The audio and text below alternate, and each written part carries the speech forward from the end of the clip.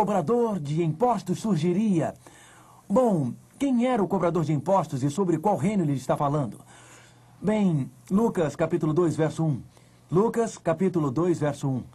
Naqueles dias foi publicado um decreto de César Augusto convocando toda a população do império para recensear-se.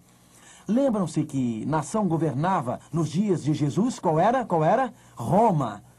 Isso. Quem passou o decreto ordenando o recenseamento? César Augusto. César Augusto era de onde? Era romano. Jesus foi julgado em uma corte romana. Jesus foi condenado por um governador romano.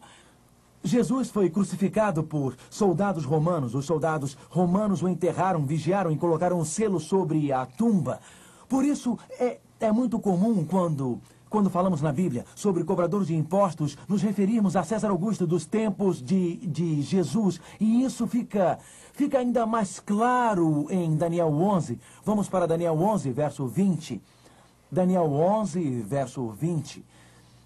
E em lugar dele, um que fará passar um exator ou cobrador de impostos. Quem era o cobrador de impostos? César Augusto. Isso não é lógico, porque em Daniel o que vemos? A cabeça de ouro significa o quê? Ajude-me. A cabeça de ouro nos dias de Daniel era a Babilônia. Os braços e peito de prata era a Medo-Pérsia. Ventre e quadris de bronze era a Grécia. Pernas e pés de barro, Roma. E em Daniel 2, o que aconteceu? Roma sucedeu a Grécia. O que aconteceu em Daniel 7? Temos o leão. E o que este leão representava, pessoal? A Babilônia. A Babilônia. O que o urso representava?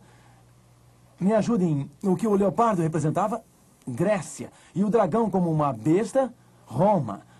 A cada fase, em Daniel 2 e Daniel 7, temos esta sequência. O mesmo acontece em Daniel 8. O cordeiro representava a Medo-Pérsia e o bode representava a Grécia. E daí temos Roma. Daniel 11 menciona a Medo-Pérsia, menciona ou não?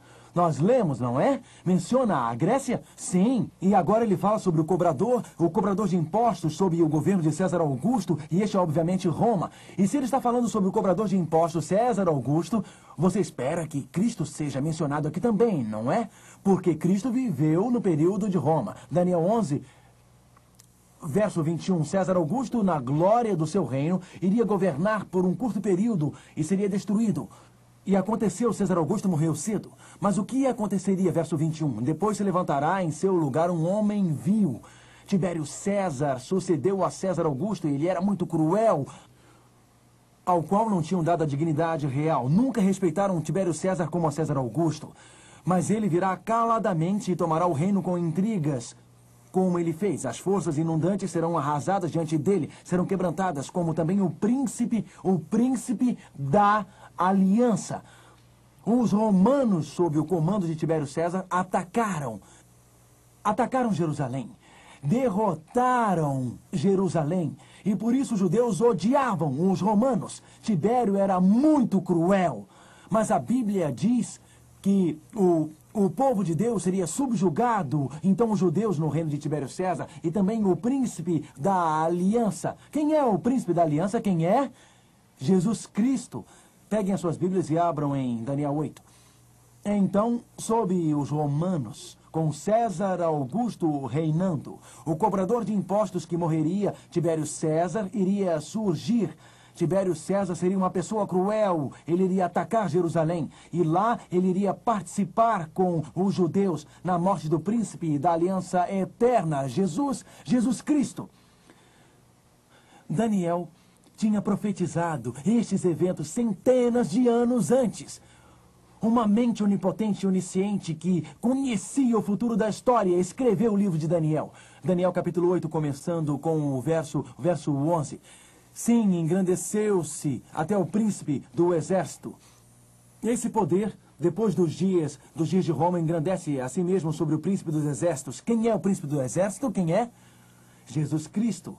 Em todo o livro de Daniel, Jesus é chamado o príncipe, parte da linha real, parte da família celeste, Cristo que não teve começo, Cristo que não terá fim. Cristo estabeleceu uma aliança, a aliança que diz: pelo meu sangue, homens e mulheres têm a salvação, pela minha graça, seus pecados são perdoados. Cristo, o príncipe da aliança, foi morto em uma cruz nos dias de Roma, exatamente como fora profetizado. Peguem suas Bíblias e voltemos para Daniel capítulo 11.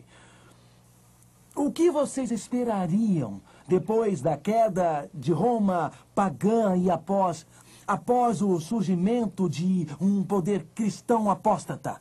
Este poder cristão apóstata que surgiria novamente distorceria a verdade sobre Jesus Cristo, o Cordeiro de Deus, o príncipe da aliança que morreu por nossos pecados.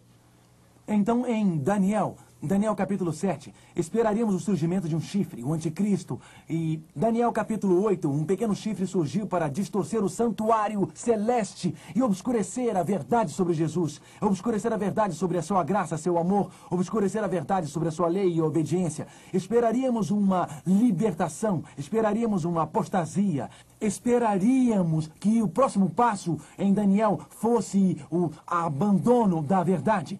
Daniel capítulo 11, vamos agora do verso 27 em diante. Também esses dois reis se empenharam em fazer o mal, e a uma só mesa falarão mentiras, porém isso não prosperará, porque o fim virá no tempo determinado. Agora estamos chegando ao fim dos tempos, e esta próxima sessão nos localiza, nos mostra, nos primeiros séculos após a queda de Roma pagã, o surgimento de um cristianismo apóstata, do surgimento do poder do anticristo, e mostra-nos o crescimento do poder do anticristo. E então nos leva ao fim dos tempos. Vejamos verso 31. Dele sairão forças que profanarão o santuário, a fortaleza nossa, e tirarão o sacrifício costumado, estabelecendo a abominação desoladora. Notem o que diz. Dele sairão forças que profanarão o santuário. Lembram-se que estudamos sobre o santuário? Quem é a principal figura do santuário? Jesus, o Cordeiro sacrificado. Nós profanamos o santuário, colocando qualquer plano de salvação humano antes de Jesus. Quem é o sacerdote no santuário? Quem é ele? Jesus. Profanamos o santuário. Mesmo com uma seita, vocês sabem que seitas possuem sacrifícios, e algumas vezes elas sacrificam crianças, algumas vezes sacrificam frutas. É um plano que leva a alcançar a sua própria salvação. Alcançar a própria salvação profanando o santuário. Quando dizemos que a salvação vem pelas coisas que fizemos, profanamos o santuário, nos engrandecemos com as nossas obras, ao invés de aceitar a graça de Deus. Profanamos o santuário divino quando colocamos um sacerdote, aceita uma religião cristã, e colocamos estas coisas entre o indivíduo e Deus. Notem o que acontece no verso 36. Vejam o que acontece no verso 36. Diz: este rei fará segundo a sua vontade, e se levantará e se engrandecerá sobre todo Deus. E o rei, quem é este rei? Aquele que profanou o santuário. Este é o poder do anticristo.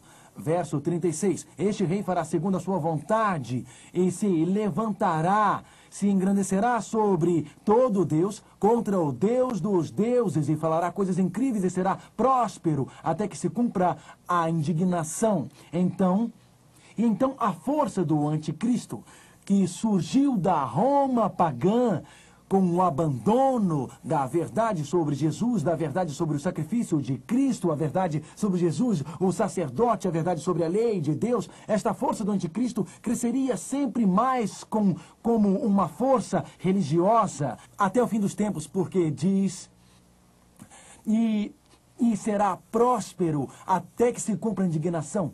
Agora, Paulo fala sobre esta mesma força. Vejam a expressão usada em Daniel 11, verso 36. E se engrandecerá sobre todo Deus contra o Deus dos deuses, e falará coisas espantosas. Ele engrandeceria a si mesmo. Ele engrandeceria a si mesmo. Peguem suas Bíblias, continuem marcando Daniel 11 e abram suas Bíblias em 2 Tessalonicenses, capítulo 2. A verdade sobre a profanação do santuário. E agora eu quero que vocês prestem bastante atenção. Prestem atenção, porque a Babilônia seria sucedida pela Medo-Pérsia. A Medo-Pérsia seria sucedida pela Grécia. A Grécia por Roma pagã. E depois da Roma pagã, um poder religioso